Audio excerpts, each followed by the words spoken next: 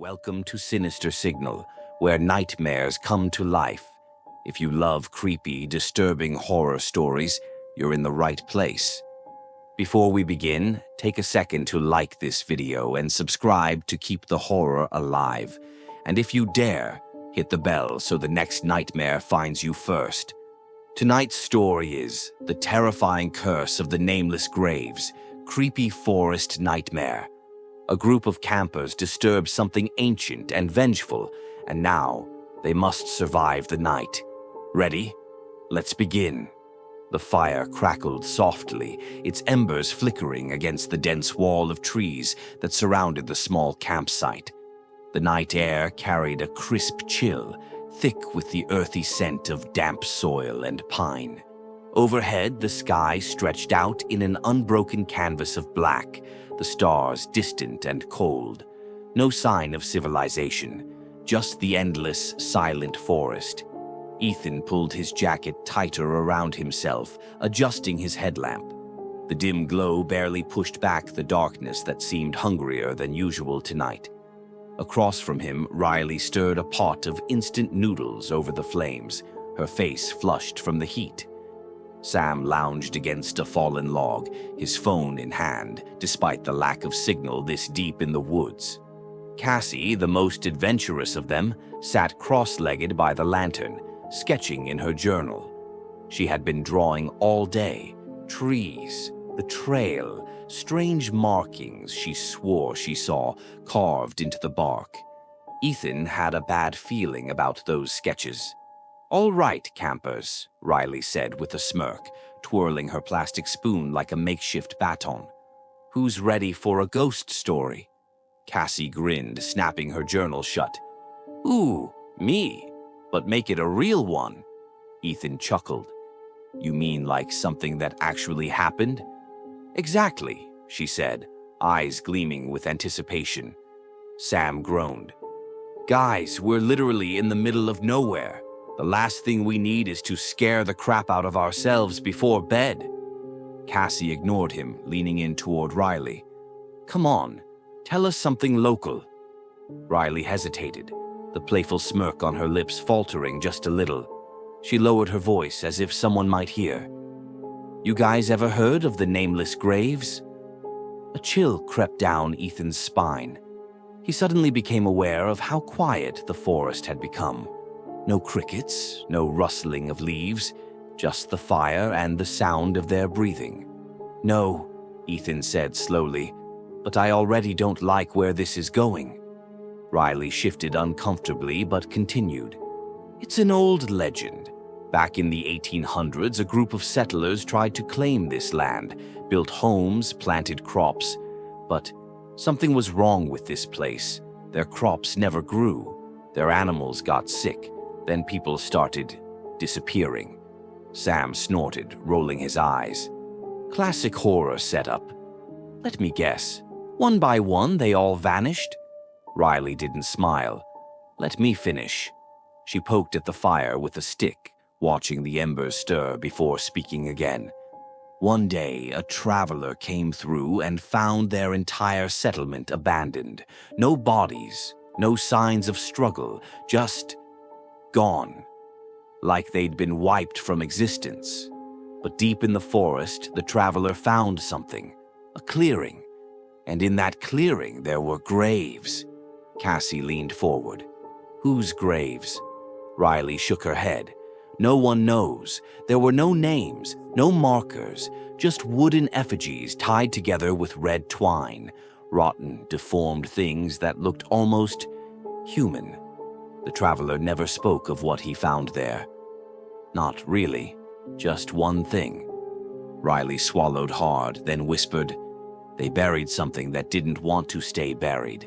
The wind shifted, sending a sudden gust through the trees. The fire flickered violently, casting wild shadows over their faces. Ethan exhaled. "Okay," officially creeped out. A twig snapped in the darkness beyond their camp. Everyone froze. Sam forced a chuckle, shifting uncomfortably. "Probably just a deer. Or another snap, closer. A low rustling. Ethan shined his headlamp toward the trees. The beam barely scraped against the void beyond. Nothing moved, but the feeling of being watched wrapped around him like a tightening noose. Cassie suddenly clapped her hands together, breaking the tension. Well, guess what? We're definitely checking that out tomorrow. Ethan shot her a glare. That's a hard no from me. But Cassie was already grinning, eyes bright with curiosity. The fire crackled again. Beyond the trees, the forest listened, and somewhere, something smiled back. Morning broke over the forest, golden sunlight filtering through the thick canopy. The campfire had burned down to a smoldering pile of ash, and the night's eerie stillness was replaced by the chatter of birds. Ethan stretched, rolling his shoulders. The feeling of unease from last night hadn't faded, but as he looked around the campsite, his friends were already up and packing their gear. Cassie was tying her hiking boots. "All right, troops, we're going grave hunting." Riley smirked. "That sounds so wrong out loud." Ethan sighed. "Guys, are we seriously doing this? It's probably just some old story." "Or it's real," Cassie countered, "and we'll be the first ones to actually document it." She lifted her journal triumphantly. Sam groaned but followed as they ventured into the dense woods, guided only by a rough map Riley had found online. The deeper they went, the quieter the forest became. Birds stopped singing. The air felt thick, stagnant. Then Cassie stopped. "Guys, look." Ahead, half buried beneath layers of moss and fallen leaves, were the graves. Crude wooden effigies stood at the head of each mound, bound together with red twine. The wood had rotted, leaving behind twisted, almost human-like figures. No names, no markings, just silent, forgotten burial sites. Riley shivered. Okay, so maybe the story wasn't total crap. Cassie stepped closer, brushing away dirt from one of the effigies. The moment her fingers touched it, the twine snapped. A deep, low groan echoed through the trees. The ground shuddered. Then, a scream. Sam whipped around. What the hell was that? The forest had come alive with movement. Shadows shifted unnaturally between the trees, like figures rising from the earth itself. The air turned frigid, breath visible in the sudden cold. "Run!" Ethan shouted. They turned and sprinted, crashing through the underbrush as the screams followed them. Twigs snapped under unseen feet, whispers hissed in their ears. They reached camp, gasping for breath. The world was still again. Sam doubled over. What the hell was that? Cassie, still gripping the broken twine in her shaking hands, whispered, I think we woke something up." The sun had begun its descent, casting long, skeletal shadows through the trees. Back at camp, the group sat in uneasy silence, the remnants of the burned twine still smoldering in the fire pit. Ethan tapped his foot anxiously. "I don't know about you guys, but I say we pack up and get the hell out of here." "No argument from me," Sam muttered, rubbing his arms. "That was the worst camping experience of my life." Cassie, however, wasn't convinced. "But it worked, didn't it? Burning the twine." The voices stopped. Riley didn't look convinced. "Yeah, but for how long?" As if in answer, a distant thump reverberated through the trees. Then another, like something heavy moving through the forest. Then, laughter. Not human laughter. Something else. Distorted, gurgling, wrong. Ethan grabbed his flashlight, shining it into the woods. "Nope, we are leaving. Now!" But then Cassie screamed. She clutched her arm, her sleeve torn open, deep scratches carved into her skin.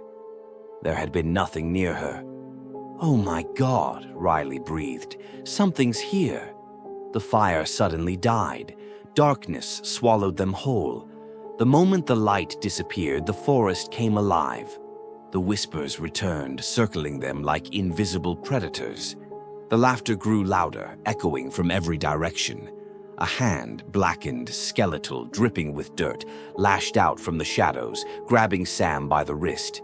He shrieked, yanking away as the thing retreated into the dark. Ethan scrambled for the lantern, flicking it on. The second the light flared to life, the noises stopped. Panting, Sam stared at his arm. His wrist was ice cold. A dark bruise had already begun to spread. "We're screwed. We're so screwed." Cassie gripped her journal, flipping through pages frantically. "We need to figure out what's happening, why it's happening." "Why?" Ethan snapped. "We should be getting as far away as possible." Cassie locked eyes with him. "We can't." She turned the journal around, showing them something she'd sketched days ago before they even arrived.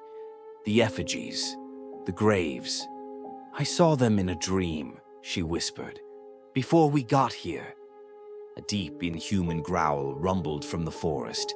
The entities were still watching, waiting, and they weren't done yet. The lantern flickered, its glow weak against the suffocating darkness, pressing in from all sides. The temperature had plummeted, their breath hanging in the air like mist. Ethan gritted his teeth. "We have to leave, now!" Sam shook his head, his face pale. "You saw what happened. That thing grabbed me. If we step out of the light, we're dead." Cassie tightened her grip on her journal. "There has to be a reason why they haven't killed us yet." Riley exhaled shakily. "Maybe they're toying with us." Cassie flipped through the pages, her fingers trembling. "Number. They want something. I saw the effigies in my dreams before we even got here. That has to mean something." Ethan ran a hand through his hair, frustration boiling over. "And what if it means you were lured here?" Silence. The realization settled over them like a suffocating fog. A sound broke the tension, a slow, deliberate creaking, like a tree groaning under its own weight. Then footsteps, heavy, wet, moving toward them. Riley clutched Ethan's arm. "Oh, God!" The lantern guttered, a flicker of shadow passing too close. Sam scrambled for another flashlight, clicking it on. The second the beam cut through the dark, the footsteps stopped. Cassie's breath hitched. "They hate the light." Then, laughter. But this time it came from inside the campsite. Ethan spun around. Cassie's journal lay open on the ground. The pages were flipping on their own, as if an invisible hand was reading through them. Then, writing began to appear, not Cassie's. The ink scrawled itself across the page in jerky, erratic strokes. A single phrase repeated over and over. "Give back what was taken." Cassie's blood ran cold. "What the hell does that mean?" Sam's voice was barely a whisper. "The effigies." Cassie's stomach twisted. "But we burned them." The laughter swelled, deafening, distorted. The trees surrounding the campsite began to bend inward. The darkness was closing in. Then a horrible realization struck Cassie. "We didn't burn the twine." Ethan blinked. "What?" "The twine was the binding spell," she whispered. "We set them free." A long, piercing scream shattered the night. Then, the lantern died. Darkness swallowed them whole. Darkness swallowed the campsite, complete, total, suffocating. Then came the sound, not just whispers, wheezing, gurgling, the wet rasp of something that had been buried too long, clawing its way toward them. Ethan's breath came in short gasps. His hand fumbled for the flashlight. His fingers trembled so violently he could barely press the switch. A single click, light flared, and Cassie was gone. Not a scream, not a struggle, just emptiness where she had been. Riley sobbed. "Oh my God, oh my God!" Sam pointed at the trees. "There!" The flashlight beam sliced through the void, illuminating Cassie. She stood at the edge of the clearing, unmoving. Her back was to them. Her posture was wrong, too still, too stiff. Her head was tilted at a sickening, unnatural angle, as if listening to something they couldn't hear. Ethan took a step forward. Cassie? Slowly, painfully slowly, she turned. Her eyes were gone. Glistening black sockets stared at them, empty and wet. Blood streamed down her cheeks, her mouth twitching in a silent, quivering smile. Then she opened her mouth, and it wasn't her voice that came out. You took them. The voice was layered, deep and rotting. The words ripped through the air, more felt than heard, vibrating inside their skulls. Cassie lunged. Ethan barely had time to react before her fingers clamped onto his throat. Her grip was inhumanly strong, her nails cutting into his skin. Her mouth opened wider, and wider, and wider. A second row of teeth gleamed in the dark, jagged and hungry. Sam grabbed a burning stick from the fire pit and swung it. Cassie shrieked, not in pain, in rage. The darkness around them exploded. Figures began emerging from the woods, dozens, hundreds. Some were missing limbs. Others crawled on twisted, broken legs. Their faces were crumbling, rotting, their mouths gaping open in soundless agony. Their eyes, if they had them, were locked on the group. The whispers returned, a seething, hungry chorus. Ethan ripped free of Cassie's grip, choking, gasping. Sam threw the torch. The fire roared to life as it landed, casting light over the horrors surrounding them. The creatures flinched back, but Cassie didn't. She smiled. Then she began to move, her arms twisted backward with a sickening pop, her spine arched, her head lolling at an impossible angle, and then she crawled toward them on all fours. Fast, Riley screamed. Ethan did the only thing he could. He ran. Ethan ran. Branches whipped across his face, but he barely felt them. Behind him, the sounds were worse than screams. A wet, slithering crawl, the snapping of bones that should not bend. Cassie's voice, but not her voice, echoed through the trees. You took them! You took them! You took them!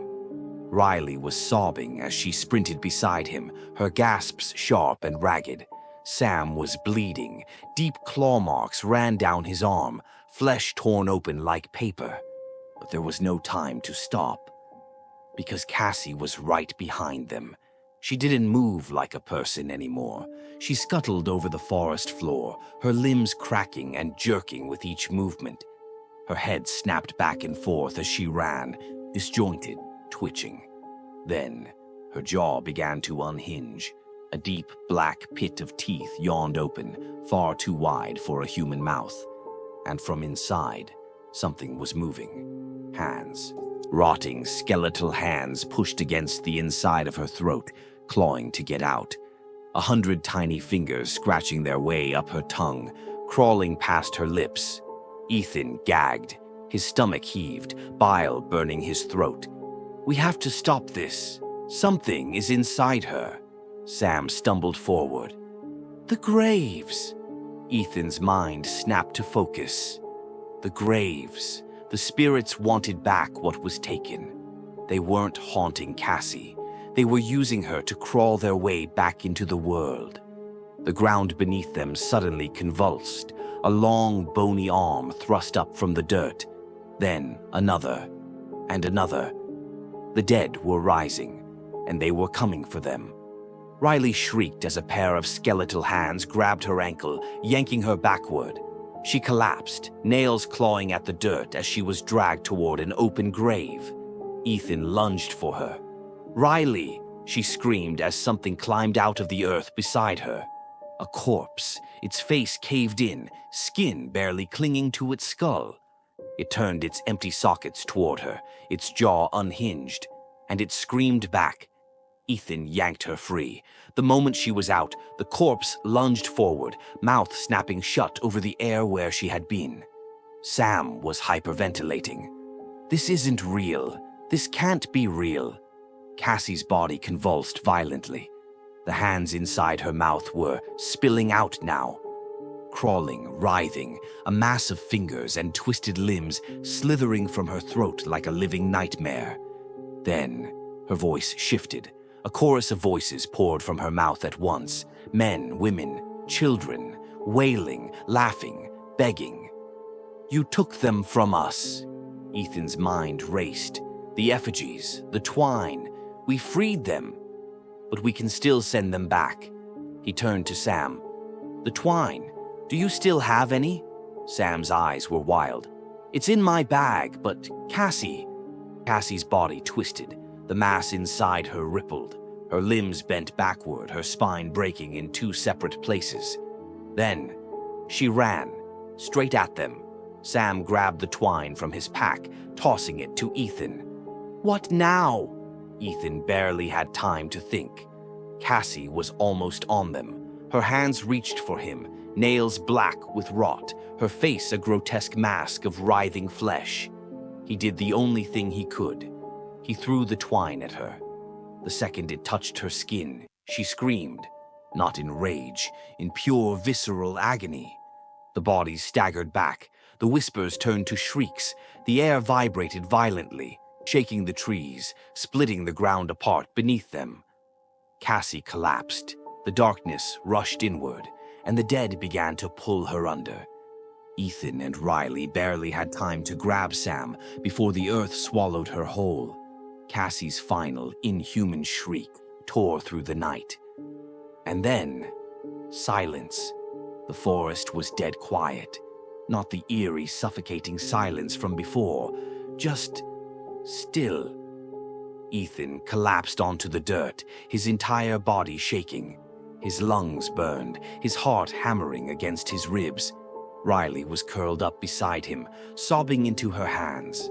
Sam sat motionless, staring at the ground where Cassie had disappeared. The earth had sealed itself shut, like she had never been there at all. A weak breeze stirred the leaves. The air smelled of damp earth and blood.